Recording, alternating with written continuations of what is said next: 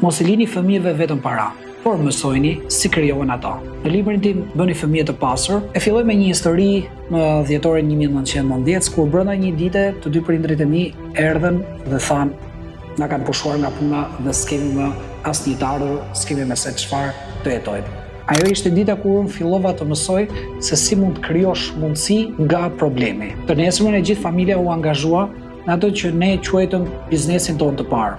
Dikush doli duke shitur simila qofte, dikush doli duke shitur në një cep tjetër rruge dhe gradualisht u krijua mendësia e sipërmarrjes. Ne po flasim për vitet 1990.